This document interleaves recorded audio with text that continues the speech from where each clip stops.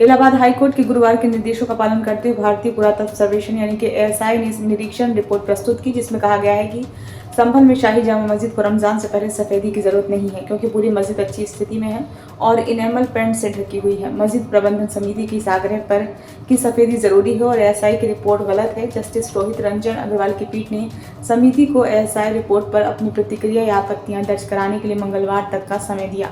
इस बीच न्यायालय ने मस्जिद परिसर की सफाई का आदेश दिया, जिसमें अंदर और आसपास की धूल और वनस्पति को हटाना शामिल है। गौरतलब है कि गुरुवार को हाईकोर्ट ने एएसआई को रमजान महीने से पहले संभल की शाही जामा मस्जिद का निरीक्षण करने और वहां पर सफेदी और रखरखाव मरम्मत कार्य की आवश्यकता का आकलन करने के लिए कहा।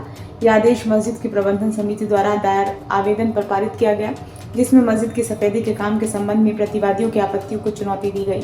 अदालत के समक्ष प्रबंधन समिति का प्रतिनिधित्व करने वाले सीनियर वकील SFN नकवी ने तर्क दिया कि एएसआई अनावश्यक रूप से सफेदी के काम पर आपत्ति कर रही है, जबकि इस तरह के काम को अंजाम देना एएसआई की जिम्मेदारी है।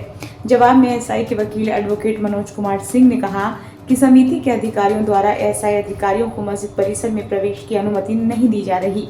समिति के आवेदन का विरोध एडवोकेट हर्षशंकर जैन ने किया, क्योंकि उन्होंने कहा कि सफेदी की आड़ में मस्जिद के अंदर कथित रूप से मौजूद हिंदू कलाकृतियों को विरूपित किया जाएगा।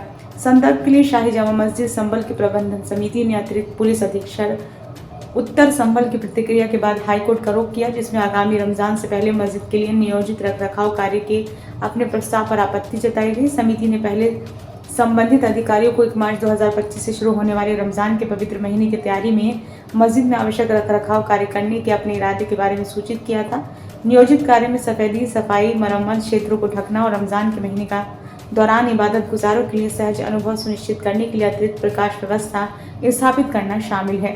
समिति ने आधिकारिक अधिकारियों से यह भी अनुरोध किया है कि पारंपरिक अजान और रखरखाव गतिविधियों पर कोई प्रतिबंध न लगाया जाए, जो उनका दावा है कि मस्जिद के नियमित रखरखाव का हिस्सा है। ब्यूरो रिपोर्ट, नई दिल्ली।